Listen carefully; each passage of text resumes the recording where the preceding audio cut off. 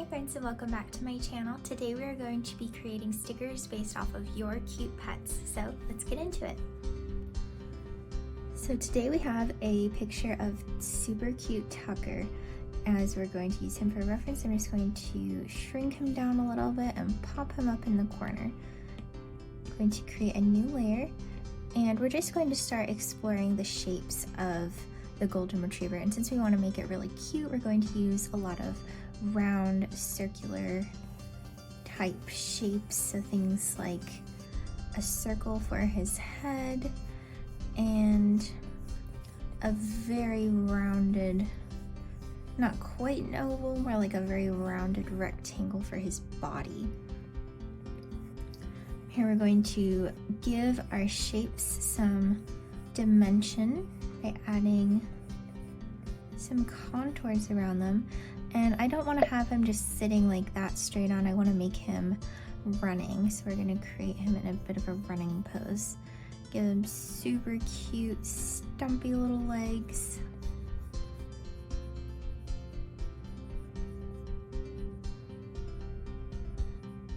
His little paws sticking out behind him. Can't forget his little tail. Now my art style is very cutesy, very cartoony, so we're going to keep him very cutesy and cartoony. Gonna give him a little nose, keep his snout very small, and I love when dogs have their tongues sticking out. It's so cute, so we'll give him a little tongue sticking out, and just give him little eyes. I'm going to shape the face up a little bit more and give him some cute tiny ears. And since his paws pointed up, you'll be able to see a little bit of his cute little paw pads under there. Probably in that foot too. Okay, so now that we have our rough sketch, we're going to lower the opacity on the sketch layer. Going to enlarge him a bit. And now we're going to go over our sketch layer with our inking brush. And again, you can do this traditionally. Just start with a pencil and lightly erase out so you only have a shadow of what your sketch was, and then get your inking pen ready. And we're going to very carefully start tracing over our sketch.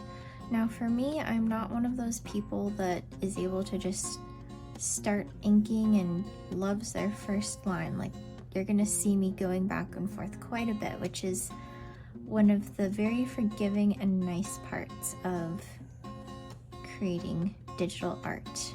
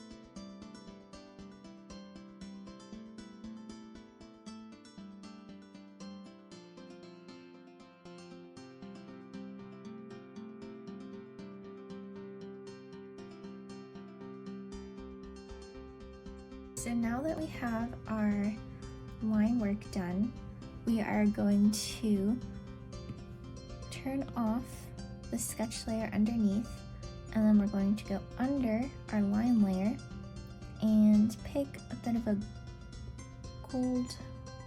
goldish yellow color for our good boy. And we're gonna start coloring it in behind the line layer.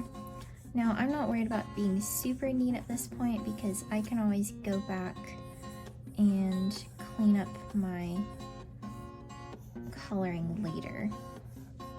So we're just going to color in all the outlines.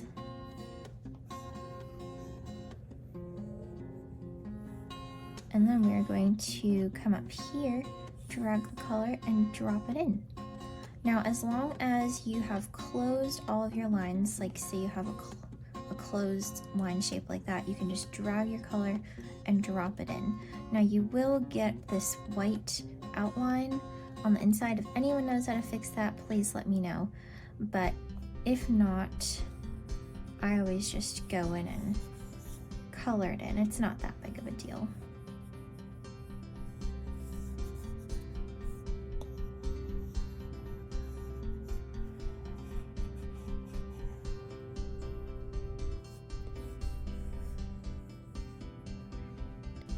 Okay, now that we have our dog all colored in, I'm going to create a new layer on top of the colored layer and add a clipping mask.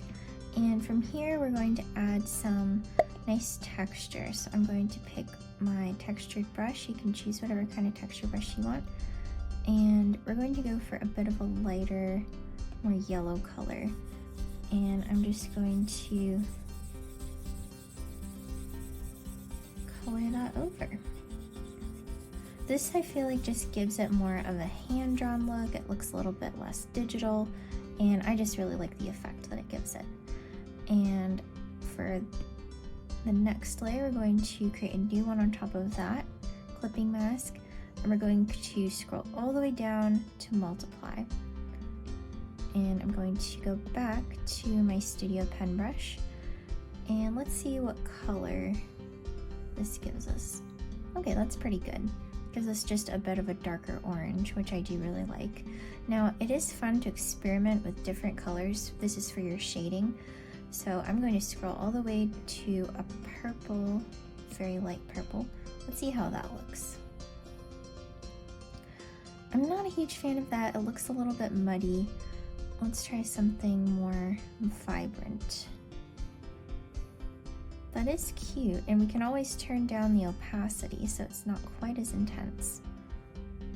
Yeah, I think that looks nice for the shadow layer, so just clean that up a bit.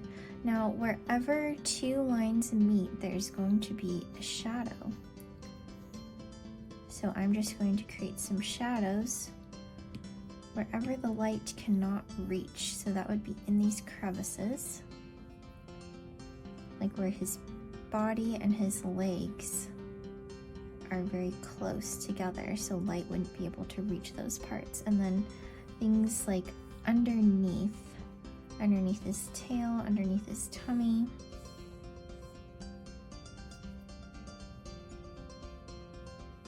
Don't have to go too wild with it. Just a little bits here and there gives it some nice dimension.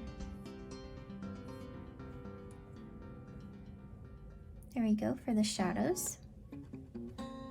Now for the next part, I'm going to color in his little tongue. Should be pretty easy. Let's see what it looks like if we keep this pink color. No, that's too bright. So to change that, I'm just going to alpha lock that. Go to hue. I'm going to play around with the hue, something a little more red, less pink. Yeah, that's a lot better. Okay, and then from here, just going to add another layer on top. Oh, and this layer needs to be on top of the line layer because I'm going to add some highlights to his eyes, just two little dots, one bigger one and one smaller one. and I think a highlight for his nose. Except for that, I'll just do a lighter version of the nose color, which is a light brown. There's something like that, looks super cute. And to finish up, I'm just going to create another layer, let's see, on top of the multiply layer and make it a light golden color. And I'm just going to go to overlay, make my brush very big, and we're just going to lightly brush over. This will add a bit of brightness for some very subtle lighting. And then I'll go up here and I'll turn that down so it's not quite as bright. So it doesn't add a huge amount of detail, but it adds a nice bit of gradient of color, I think. Oh, and we almost forgot his little paws, so I'm going to use the same pink as his tongue. And we can just use the same layer. Come down here and I'm going to color in his cute little paws. Actually, it's quite big paws now that now that I'm looking at it again.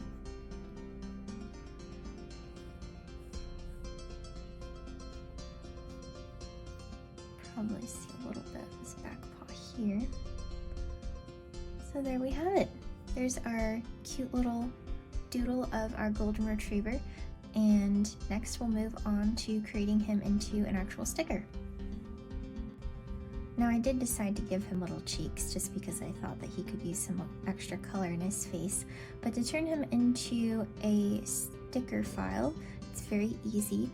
I'm just going to turn off the reference, turn off the background layer, and go underneath all of our layers, create a new one, go up all the way to white, and from here I'm going to scroll down, I have quite a few brushes, to my calligraphy brush because this is a monoline brush, meaning the width does not change.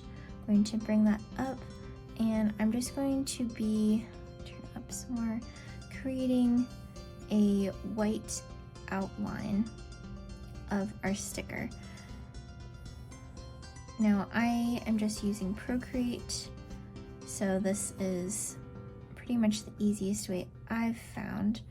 And the trick for making a good outline is not keeping your edges too complicated, because whether you have a cry cut or a silhouette, I have a cry cut, it can get kind of messy if you try to outline every single detail. Our dog is pretty simple, so we won't really have an issue with that. But say I'm not going to go all the way in for all of these bumps. I'm just going to have a large general shape over them, if that makes sense. Because if we, okay, here's a good example. I am not going to close this up really quick. I'm not going to keep this little area empty. I'm going to color it in a little bit more, because that way we're not going to have any issues with the machine cutting weird, and then sometimes the paper ends up getting kind of crumpled up. And then if we can see on the layer, the inside is empty. So just to make sure there's no issues, I'm going to drag and fill, and now you can see the background is all filled up.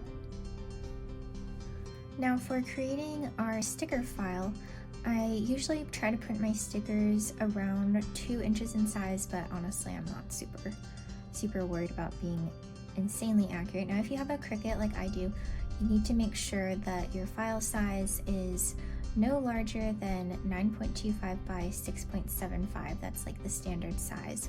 So I have my canvas as that size, and I'm just going to select all of our layers and group them, duplicate, and flatten. So I'm going to turn off our original layer. Now I have just one layer of our dog here. So it can be kind of hard to see where your edges are for your canvas. So I like to just make a darker background so I can see what I'm working with. Now I'm going to shrink down our little doggy sticker. And typically I like to fit around 3 stickers across, and to fit more, I'm just going to rotate him on his side, and then I'll duplicate him, give him a little friend, duplicate one more time. Okay, so as you can see, I didn't estimate quite right. That's okay. I'm just going to select all of them, and we'll shrink them all down a little bit and move them closer to the edge, and then scoot him over.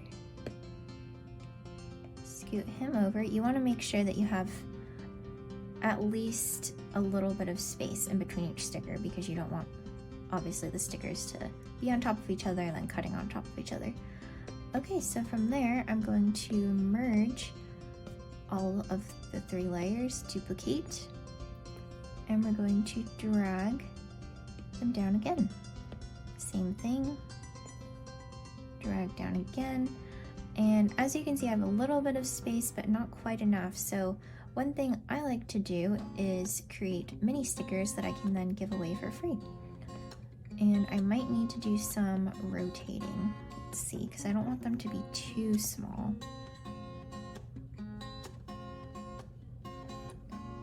Probably fit better like this. And then I'll just use my selection tool to grab the individual dogs.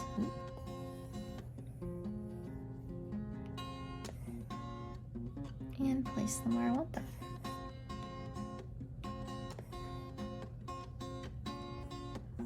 Okay, so now I'm just going to turn off our background layer, and you're going to save this as a PNG, and then we'll move on to the Cricut app to print them out as stickers. Now, in terms of sticker paper, the sticker paper is my favorite, the inkjet vinyl sticker paper by Koala Paper. I've tried many different papers, and this one has honestly been the best. So as you can see, I uploaded my stickers to my Cricut app, and you want to make sure that this is a PNG, because that way the background will be transparent and it'll cut out the outlines that you've created. Now, when it's time to send to your printer, make sure you click Use System Dialog, because that way it'll print at a higher quality. Otherwise, it won't be at probably the standard you're looking for. It'll look like it's a little more cheaply printed, and it'll usually pop up. Oh, it did pop up in front. Right, it usually pops up behind. So it popped up in front. I'm going to go down and select Photo Matte, and that'll move it to the best quality, and from there it'll be sent to my printer. Look how cute we're printing out. Now, when you're attaching your stickers to your paper sheet, it is sticky, but I have found over time I need to tape mine down just to make sure that it sticks.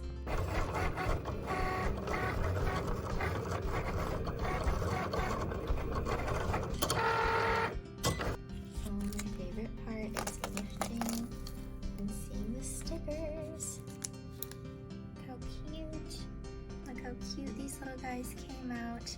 If you guys want to purchase these, they will be in my Etsy shop linked down below.